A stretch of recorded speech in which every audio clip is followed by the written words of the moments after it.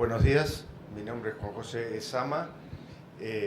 Ante todo queremos exponer que lo que vamos a presentar son un grupo de ideas que hemos estado desarrollando, un equipo de personas con un compromiso con el bien común, pero no con ninguna atadura ni de política, con grupo económico, ni nada. O sea, simplemente una perspectiva tomando la experiencia que hay internacional de algunos países que han decidido dar el paso adelante en modernización con todo el lastre que tienen del pasado.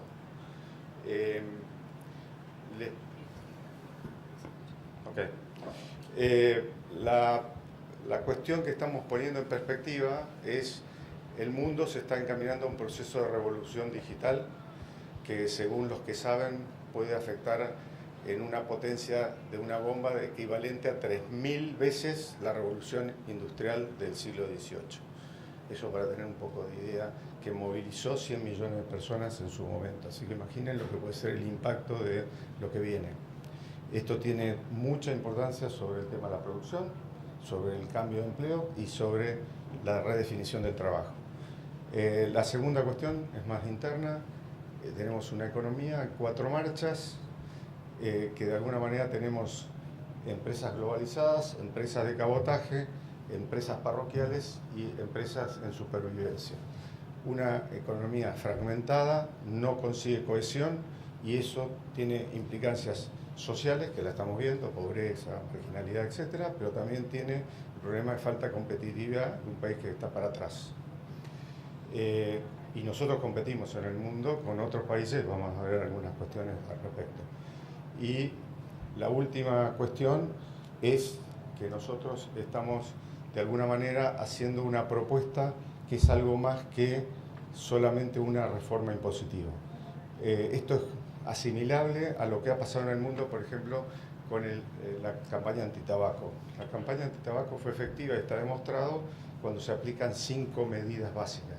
Cuando se aplican 4 de ellas, los resultados decaen notablemente. Bueno, aquí es más algo parecido. Si hiciéramos una reforma solo impositiva, lo demás vamos a ver que no tiene un efecto muy reducido, un impacto muy bajo.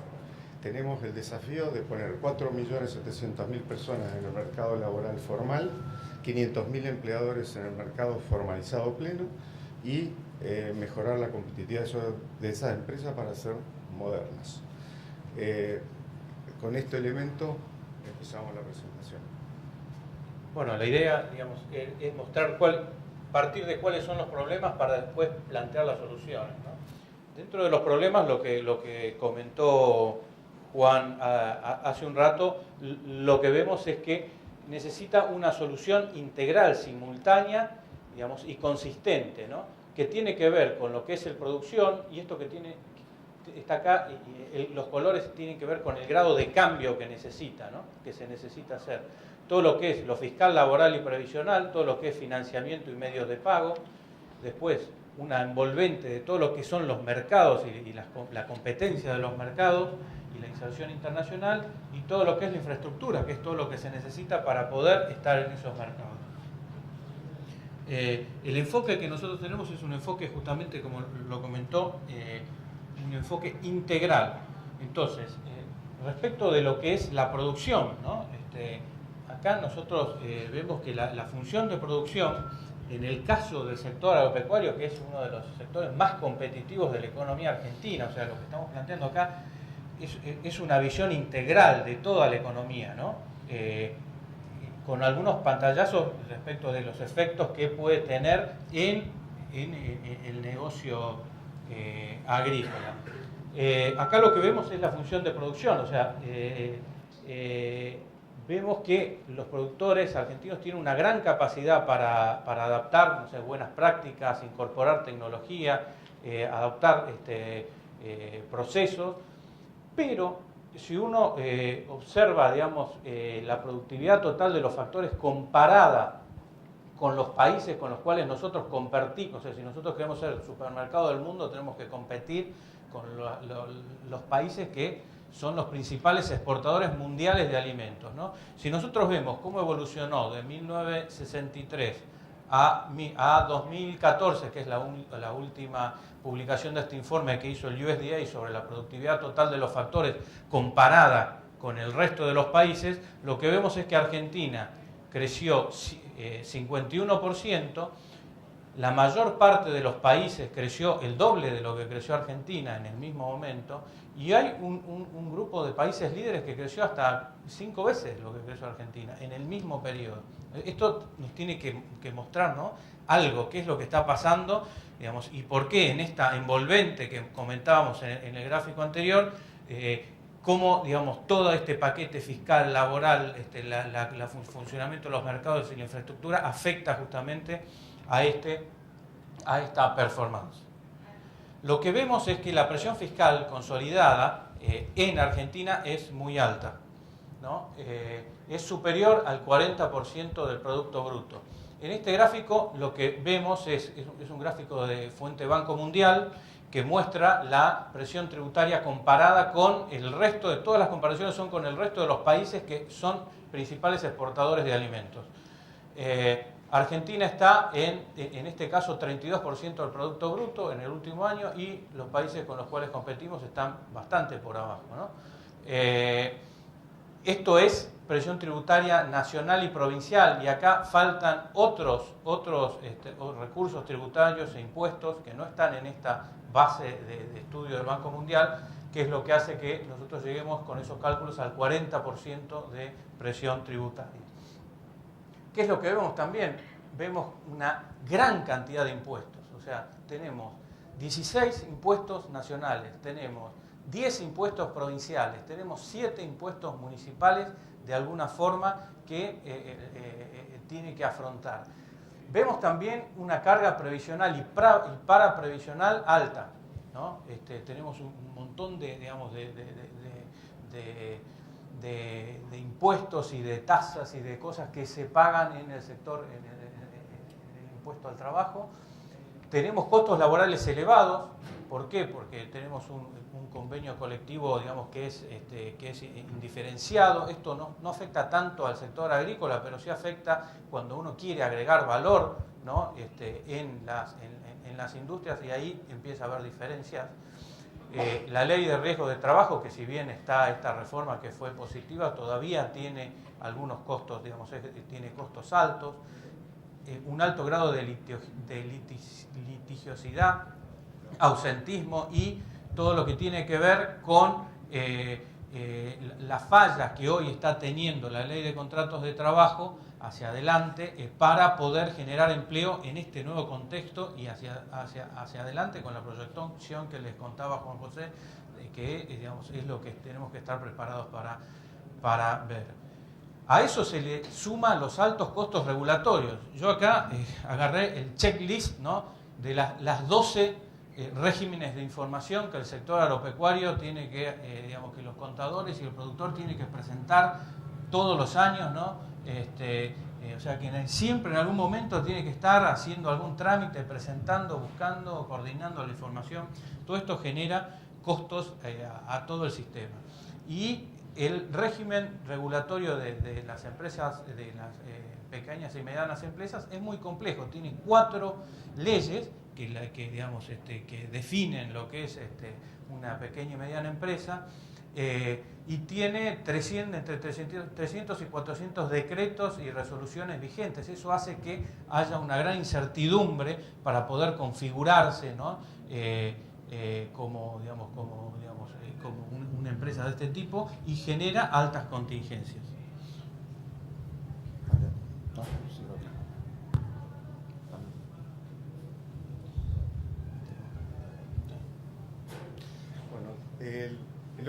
La otra restricción es que el sistema financiero es muy débil hoy para sostener un cambio y una modernidad de todo el aparato productivo. Primero porque tiene una muy baja profundidad, que esa baja profundidad, estamos hablando de un nivel de subfinanciamiento, estamos hablando de 12 puntos PBI como crédito del sector privado hoy, cuando en una economía con un país como Argentina con su per cápita debería estar entre 80 y 120 puntos de PBI de crédito neto al sector privado, para poder el límite donde está la brecha.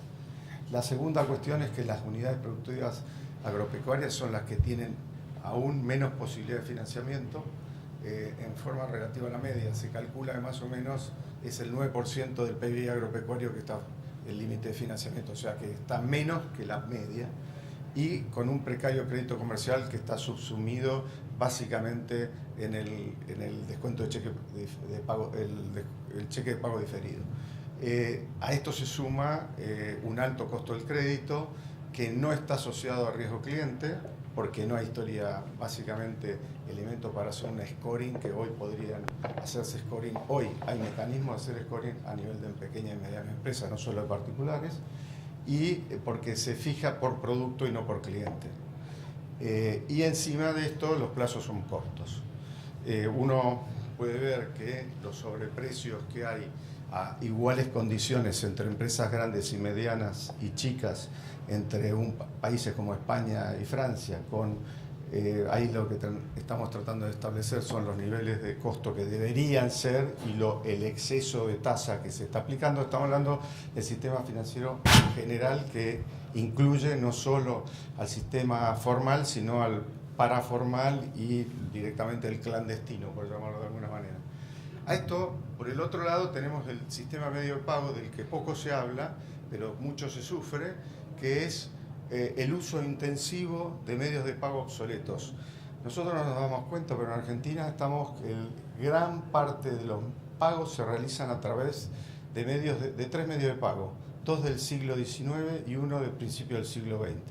Los dos del siglo XIX, incluso la letra de crédito es anterior, pero vamos a ponerlo ahí, son básicamente el efectivo y el cheque. Y desde el principio del siglo XX es la tarjeta. Ahí está el grueso. Y lo grave es que, por un lado, los costos son altos y los procesos son no trazables, con lo cual no hay posibilidad de hacer historia de pagos. Y encima son sin terminación. Si uno pone en comparación internacional, cuando digo son excesivos, estoy poniendo la comparación a un valor, lo que costaría un centavo, por poner un ejemplo, una transacción en Holanda, en Argentina cuesta 55 veces más. Eso no tiene ningún correlato con ninguna situación. El otro punto que hace, digamos, a esta sustentabilidad, digamos, integral es el funcionamiento de los mercados. Y ahí, digamos, lo que vemos es que hay una opacidad de mercados que sustraen, que te disminuyen, digamos, los precios, y eso hace finalmente que tengas un menor ingreso con todo este esquema, ¿no? Entonces, ahí, en parte, el problema que vemos es que hay una gran cantidad de impuestos distorsivos. El impuesto sobre los ingresos brutos creció de 1,7% del Producto Bruto en la recaudación en el 2003 al 4,1% del Producto Bruto en 2016. O sea, hoy es el tercer impuesto, a pesar de ser un impuesto provincial, en recaudación tributaria. Ingresos brutos tiene una consecuencia muy fuerte, que cuando el aumento de la tasa es muy alta, genera efecto cascada sobre los precios, y es lo que está generando esta fuerte distorsión que hoy tienen los precios en Argentina. Es una de las causas. Tengan en cuenta que cuando se inventó el impuesto sobre los ingresos brutos en el 50, la tasa era de 0,4% y hoy es promedio 5%, digamos, depende de la provincia, o sea que el aumento es muy fuerte. Eso también, la falta de competitividad, genera una sobreoferta en los mercados locales, digamos, por baja competitividad, y eso reduce el acceso a los mercados externos. Los altos costos de logística internos es un problema muy fuerte que, digamos, genera todo este problema, y eso está básicamente, el costo de flete en Argentina es un 70% más caro que en Estados Unidos y un 76% más caro que en Brasil. El principal problema es el gasoil, uno de los problemas es el gasoil. El gasoil en Argentina tiene un 40% de impuestos. Nosotros pensamos que si se elimina los impuestos sobre el gasoil, uno podría ahorrar 18 centavos y podríamos estar con un gasoil en los niveles de los países competidores como Australia y Brasil. Y el otro tema es cómo impacta, ¿no?, dentro de las estructuras de costos el transporte dentro de el costo de logística de soja, ¿no? El 14% del valor te lo gastás en fletes de corto y el 9% en flete marítimo, ¿no? Entonces hay una descompensación de esto, de este sistema, que tendría que ajustarse. Estamos sin tiempo, te aviso. El tema de infraestructura, todos estamos padeciendo hoy el problema de una falta de infraestructura de caminos rurales, básicamente. O sea, más allá del esfuerzo que se está haciendo a nivel nacional de crear una infraestructura de transporte más moderna, si no conseguimos que los caminos rurales también acompañen este esfuerzo de modernización, estamos en un grave problema. Sacar la producción del campo al puerto es un parto a los montes. La segunda cuestión, tenemos además un equipo de transporte bastante obsoleto, más a nivel de acopios que a nivel de puerto, y la infraestructura portuaria también requiere mejoras y modernidad. Si uno mira la cuestión de la calificación y el ranking de Argentina con los competidores en los que él está en la industria de alimentos, encuentra que su posición es muy débil desde el punto de vista de infraestructura. Si nosotros queremos resumir todo esto, armamos un modelo microeconómico en donde planteamos cuál es la situación de un productor hoy. En el caso este es un productor tambero, pero tenemos en otras actividades económicas realizado el mismo trabajo, cómo tiene que afrontar hoy, si hoy en la ecuación económica si asume toda la carga normativa puntual, cuál es el mecanismo defensivo, ¿no? Un escenario de cuál es el mecanismo defensivo que toma el productor o digamos el empresario para, digamos, sobrellevar esta situación, y después dos escenarios que básicamente contemplan lo que generaría si hay un cambio, o sea, si genera un cambio integral. Entonces, en este momento lo que vemos es que en la cuestión actual uno tiene el 100% de las ventas, que está distorsionado por la competencia de los mercados. Dentro de los costos de producción tenés una alta carga de costos, ¿no? Producto de esta improductividad.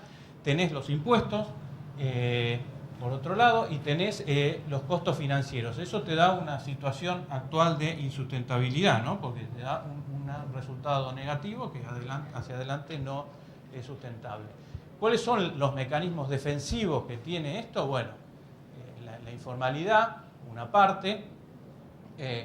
Eso te aumenta los costos porque, digamos, al tener, digamos, al manejarte en un sistema informal, la informalidad es sin productividad, es sinónimo, ¿no? De improductividad, porque uno va, digamos, teniendo menor acceso al financiamiento, va teniendo mayores costos y una gran contingencia, porque uno no sabe hacia adelante qué es lo que puede pasar y qué costo puede llegar a tener por eso, ¿no?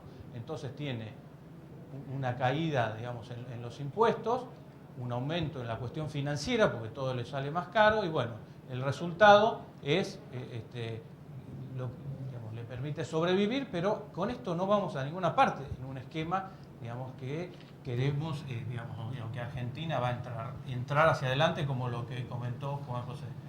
Bueno, hemos hecho un raconto de los temas. Acá a título de conclusiones de los problemas tenemos un tema de que la producción necesita modernizarse para afrontar el cambio tecnológico y la revolución digital. La presión fiscal y previsional más la parafiscal y paraprevisional son excesivas en la mayoría de los casos y afecta en más a los que no está asociado a capacidad contributiva. Los de menor capacidad contributiva están más afectados. El financiamiento no tiene la profundidad necesaria y debería haber una mejora sustancial de plazos y de costo financiero que esté asociado al riesgo. Los costos transaccionales no están brindando ni trazabilidad ni terminación y no son de bajo costo, como deberían ser. La infraestructura vial y los medios de transporte son obsoletos y generan deseconomías externas. Tenemos el problema de la opacidad de los mercados y, por último, Argentina ha llevado un proceso de integración precario y no estratégico que hay que resolver. Más allá de todo eso lleva tiempo. Entonces, ¿cómo planteamos la solución? Bueno, si tenemos que enfocar la solución tenemos que de nuevo volver a la cuestión de los conceptos estos, y allí empezamos por lo que sería la cuestión de vigilancia efectiva de los mercados y de la competencia. Hoy en Argentina debería dar un salto de madurez. Los mercados que se han desarrollado son los mercados donde hay competencia plena, y los mercados con competencia plena tienen vigilancia de la competencia. O sea, Estados Unidos terminó con los problemas de competencia en 1890 con la ley antitrust. La Unión Europea hizo lo mismo en la década del 90. Tenemos, y ha sido muy cuidadosa, todo intento de mercados oligopolizados ha sido fuertemente penalizado. Argentina carece de los elementos, y esto es fundamental para dar competitividad. Estamos ahí en las cuestiones de buenas prácticas comerciales y financieras. Estamos hablando del ombudsman del sistema financiero, que no existe. Estamos hablando de un código de buenas prácticas comerciales que no existe, y un proceso de vigilancia de la Comisión Nacional de Defensa de la Competencia, que haya un tribunal que actúe plenamente con un concepto similar al de la Unión Europea, donde dice no solo multa, sino también resarcimiento. No es un tema menor, porque si yo cometo y tengo cuasirrentas oligopólicas, si en la medida que la multa no sea menor que el beneficio, sigo sosteniendo esa conducta. Ahí hay otros dos temas que tienen que ver con los mercados transparentes, y en el tema agrícola es el desarrollo de los seguros agrícolas, digamos, como un instrumento de cobertura ante riesgos climáticos, y todo lo que es el acceso y utilización masiva de los futuros y opciones, ¿no? Nos parece que son instrumentos que hay que desarrollar mucho más. Y el otro punto es la inserción internacional, o sea, hay que trabajar para justamente poder abrir cada vez más mercados internacionales para, ya sea, digamos, por acuerdos bilaterales, regionales o multilaterales. El segundo gran tema es el tema de la modernización de la infraestructura, para lo cual se necesita, en el tema de modernización, toda la cuestión del manejo de un régimen de caminería rural que sea un régimen que permita en forma más o menos homogénea sostener la modernización de caminos. Si uno mira todos los modelos provinciales que hay en Argentina hoy, hablan de mantenimiento de caminos, cuando en realidad estamos involucionando en los caminos. Son más canales de agua que caminos. Entonces, lo que estamos teniendo que tener es un sistema de caminería que permita modernizar y que tenga un sistema basado, un poco el modelo a la cordobesa, en un régimen de caminos, canales y conservación de suelos, y con el aditamento de tener un sistema más o menos automático y no discrecional de financiamiento, que es la pata que falta en el modelo cordobés. Nosotros tenemos que aspirar a que en 5 o 7 años el 80% de los caminos rurales troncales sean pavimentados. Si no, no podemos competir, no podemos llegar a puerto, y los costos de llegar a puerto son altísimos. Además de modernizar todo el aspecto de transporte. Hoy acabo de llegar de Australia. Australia tiene el road train funciona desde el farm al puerto a 100 km por hora. Un camión es en realidad un camión con 3 acoplados que va a 100 km por hora. Y está avisado que tiene 60 metros de largo, así que no pasen. Y está marcado los lugares donde puede pasar, porque hay que apartarse. Pero la llegada a puerto es velocísima, con lo cual tiene una baja capacidad ociosa del sistema de transporte y permite una velocidad de acceso al puerto. Ellos dicen el último kilómetro es más importante que el primero. La utilización de medios eficientes es un tema, y la otra es la reducción progresiva de los impuestos, sobre todo ingresos brutos, y el tema de gasoil. No plantear sáquenme el impuesto, sino hagamos un proceso de reducción en un plazo determinado. El tercer punto es la modernización financiera, para lo cual estamos hablando de la bancarización general. Debería estar todo el mundo bancarizado, trazabilidad de pagos y cobros, tanto de personas mayores de 16 años debería estar como mínimo bancarizado, al igual que las pymes, pero con un régimen que implique una modernización de todo el sistema de pagos, que es pasar a los sistemas de pago electrónicos en forma masiva. Yo de alguna manera les puedo decir que hay países en el mundo con per cápita mucho más bajos que están mucho más avanzados y modernos en medio de pago. Y estoy hablando pagos masivos por celular y factura electrónica, que hay países como Ruanda, Irán, Nigeria, que uno dice, no puede ser, si están mucho más avanzados que nosotros. O sea, estamos con un gap importante. La otra cuestión se refiere a toda lo que sería el régimen de procesadores de pago. Acá tenemos la costumbre de que los procesadores de pago es un monopolio. No corresponde hacerlo, es un ecosistema que permita la innovación permanente, no que le damos el juego a alguien y atrasa el progreso. Tiene que estar permanentemente el sistema, entonces compiten en partes iguales con una autoridad que asegura los protocolos, la eficiencia y la interoperabilidad de los sistemas. Para lo cual hay que hacer una central contable electrónica que sea Real Time Gross Settlement y por el otro lado eliminar el ITF, el impuesto a las transacciones financieras, que realmente es un impuesto distorsivo y genera una serie de problemas. En el caso de la democratización del crédito, es extender el sistema de crédito incorporando la factura electrónica negociable como un sistema, para lo cual hay que crear un régimen que sería en primer lugar, atarlo con el tema de las buenas prácticas comerciales para que no haya trampas. En la segunda cuestión, debería haber un registro y una cámara de compensación de factura, con lo cual se elimina, estamos todavía con la economía analógica cuando podemos operar con la economía digital en este campo.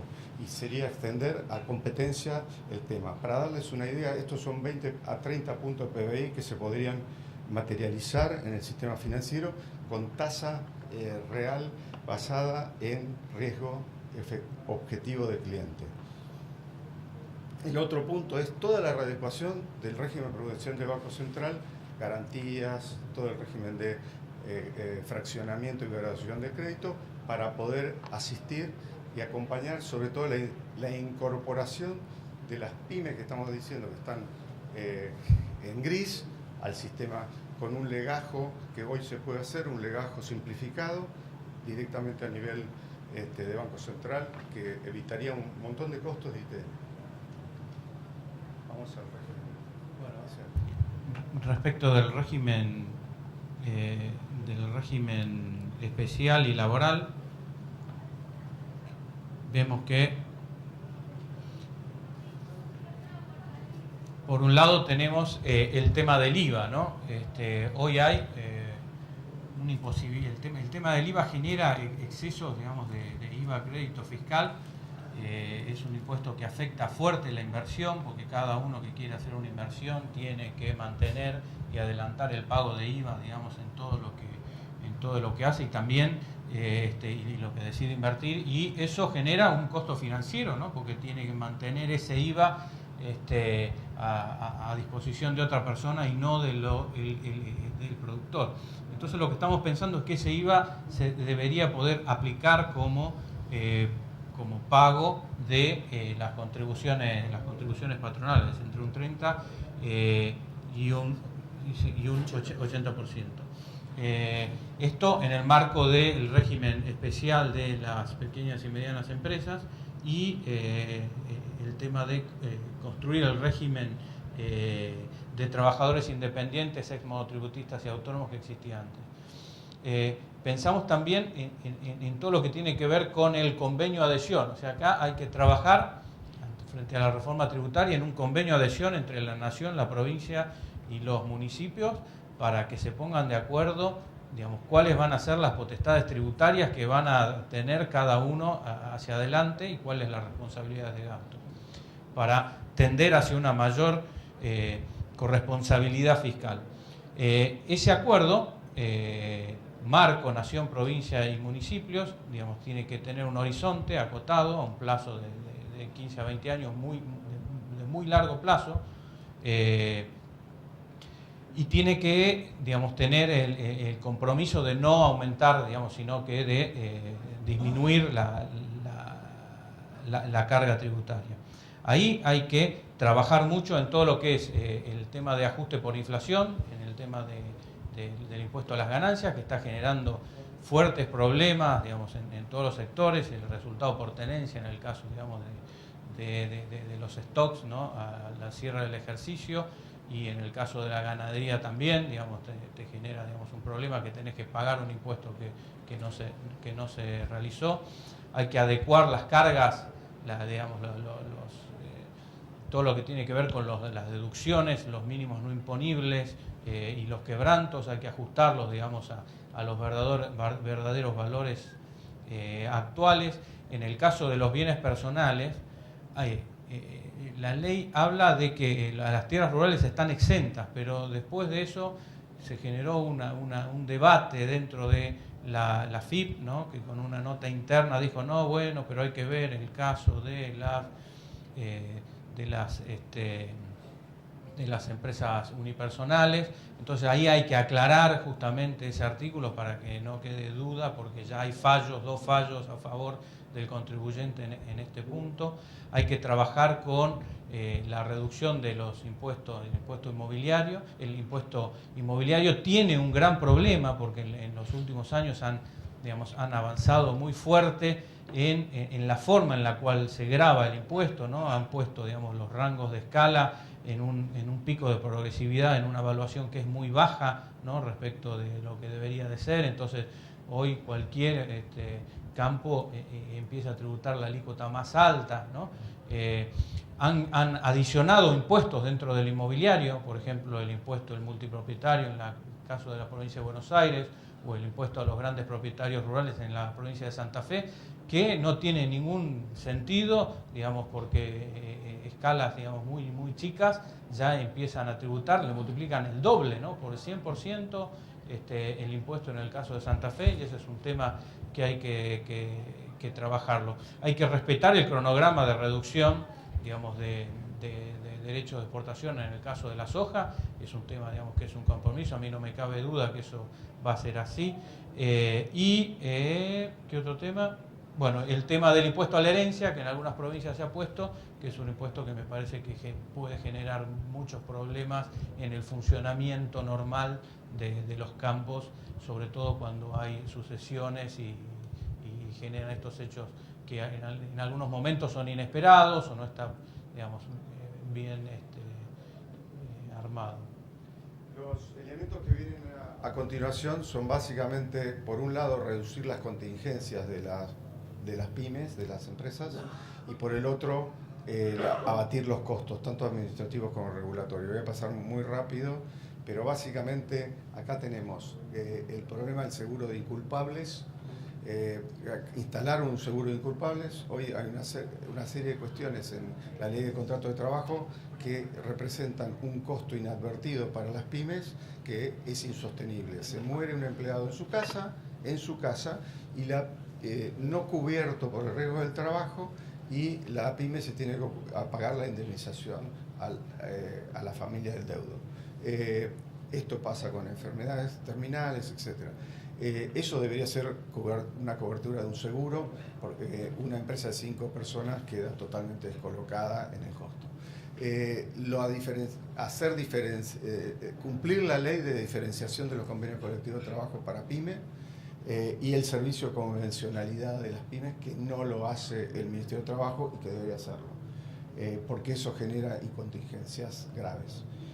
Moderar las leyes de empleo, que más se han usado para realizar juicios y litigiosidad que para realmente castigar y penalizar el empleo no registrado, y crear una ley de higiene, seguridad social y seguridad laboral que amplíe la actuación del riesgo del trabajo y sobre todo apunte a un tema que no está contemplado en la ley actual o la complementaria que se hizo, que es el tema de la prevención. Si no hay prevención, más allá que se haya bajado la litigiosidad, hay un costo de sobremasa salarial de la pyme. La tarifa va a seguir siendo muy alta para la pyme, con lo cual le quita competitividad. El otro punto es un régimen integrado de seguridad social, que entre otros pasa por un registro y régimen de trabajadores independientes, consolidando el régimen de autónomos y el de monotributistas en un esquema mucho más equitativo. Paso de largo, solo doy los títulos. Un régimen societario simplificado. Hoy O uno es monotributista autónomo o es una sociedad de responsabilidad limitada. En el medio no hay nada y debería haber figuras como empresa de familia o una sociedad laboral o sociedad de familia, figuras no contempladas que tengan toda la cobertura laboral, previsional, etcétera, etcétera, y que sean totalmente simplificadas. España ha sido un ejemplo en esto y se puede utilizar una serie de medidas. La SAS no resuelve. La otra cuestión es la consolidación del régimen del plexo legal de pymes, que es realmente un incordio porque hay mucha inconsistencia, además de haber muchas resoluciones y se presta a un problema de interpretación y de discrecionalidad. Sí, la simplificación de los regímenes de información también que se establecen, que generan, digamos, un montón de información que, digamos, habría que ver de generar y simplificar todo eso, ¿no? Bien, y todo el régimen de racionalización de regímenes informativos y de ventanilla única para los trámites que se puede realizar sobre todo para pequeñas empresas. Por último, una ley de amnistía para los que se incorporen y moderar las multas de la ley de empleo, por lo que decía antes. Bueno, ¿qué pasa desde el punto de vista del análisis micro, del modelo micro? Y cerramos ya, que es, por un lado, mejora todo el ingreso por competitividad y precio de transparencia de mercados. Esto mejoraría los ingresos de los productores. Por el otro lado, una reducción de costos por eficiencia de costo de producción. La mejora de la recaudación es consistente con una baja y reducción impositiva, porque hay más que entran en el sistema.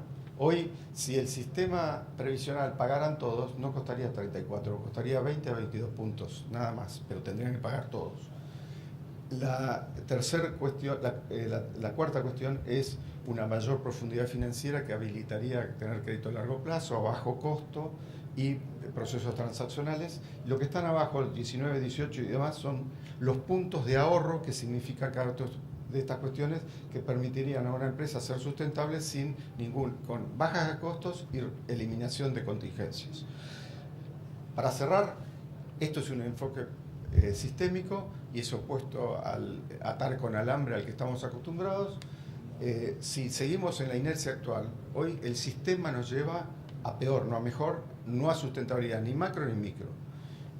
Hay que hacer un cambio sistémico que tenga un abordaje integral, o sea, multifuncional en varias áreas, laboral, previsional, competitiva, etcétera, consistente y simultáneo, porque si no se hace de forma simultánea todo esto, nadie va a actuar. Yo pongo un ejemplo.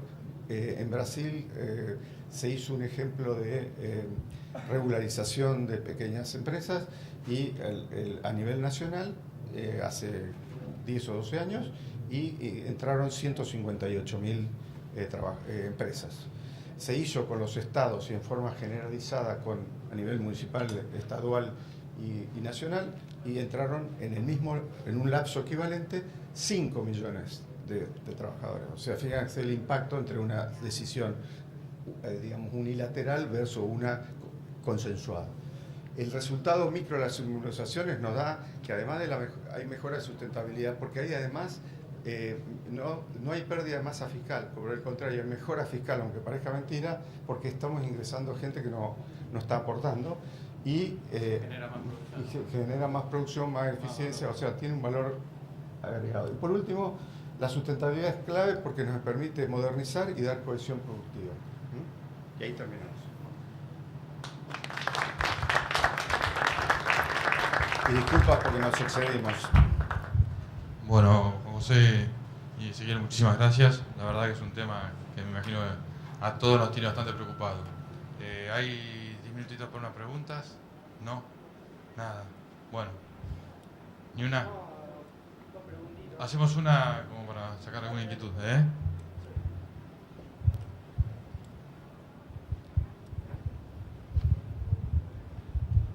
Hola. Está la famosa reforma tributaria planeada por el gobierno, pero si sacamos todo eso, ¿qué hacemos con retenciones, las que están en la soja, los impuestos al combustible, a la venta de automotores? ¿De qué vive el Estado si suprimimos eso? Porque me parece perfecto que ustedes plantean, pero ¿cómo solucionamos el tema de acá en más? Lo pasado ya está, bueno, ya pasó, no se hizo. porque esto viene de años, no es que surgió hace unos añitos. Entonces, no sé cómo solucionamos el tema.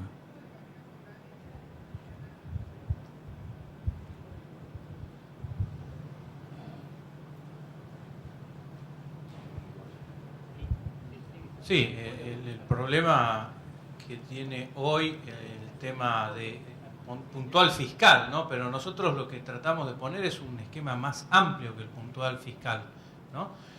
¿Por qué? ¿Por qué nosotros pensamos que justamente esto es lo que se debería de impulsar? Es básicamente porque en la cuestión fiscal hay un problema de sábana corta, ¿no? Hay un problema de un gasto público que es muy alto para lo que es la economía argentina.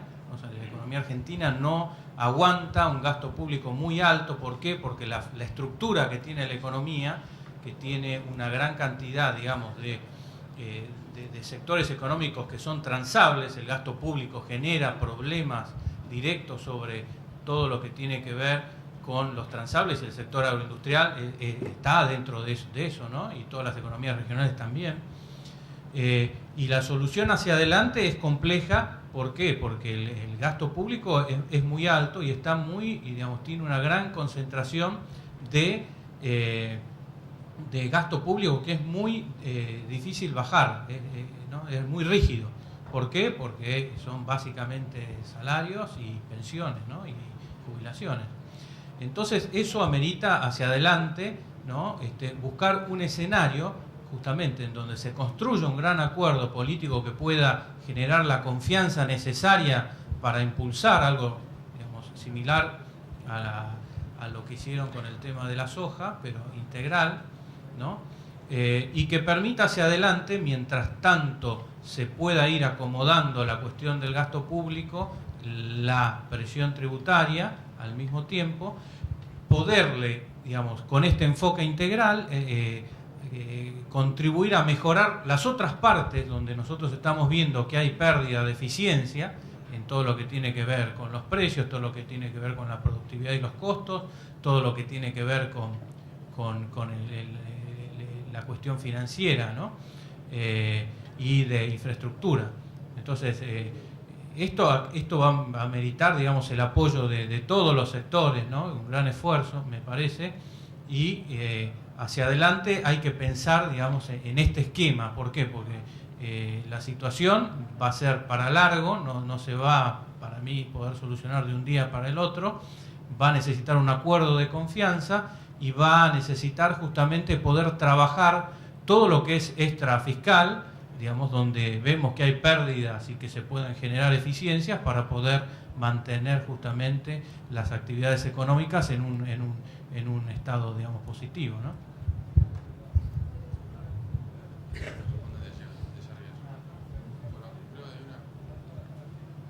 Lo que agregaría a lo que dice Ezequiel es que de alguna manera que hay una gran oportunidad de bajar contingencias y costos para las pymes, actuando sobre cuestiones de costo regulatorio sin tener que intervenir con nuevas leyes, nuevos regímenes y demás.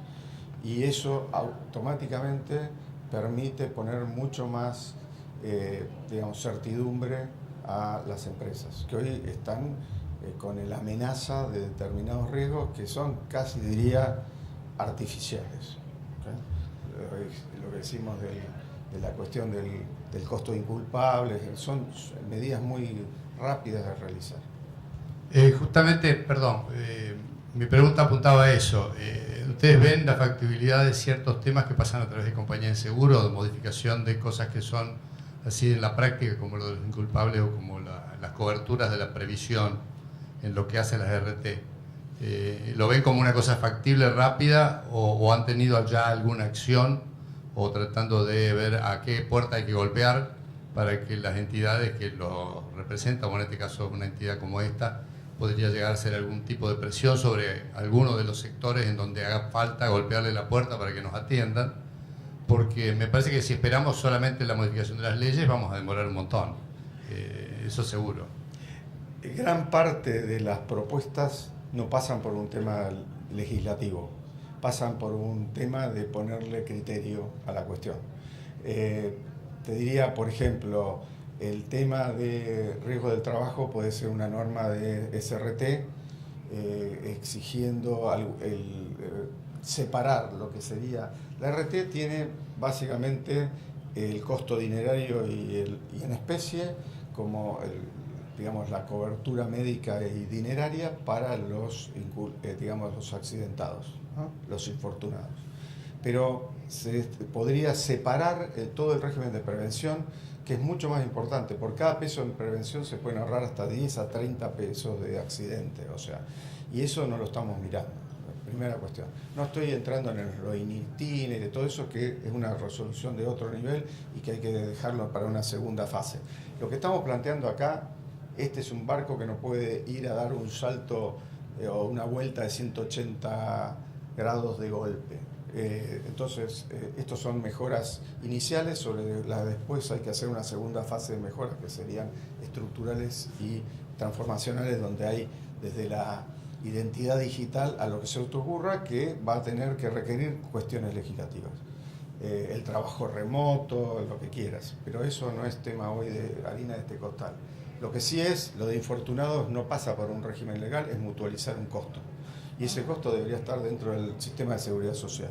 Es más, los INITINERES deberían ser cobertura del riesgo por el sistema de previsión social y la parte médica por la parte de las ART. Pero son todas cuestiones de, digamos, de materia básicamente de administración. Bueno, disculpame, pero no hay más tiempo. Bueno, muchísimas gracias Juan José y Ezequiel por la presentación. Un aplauso a todos.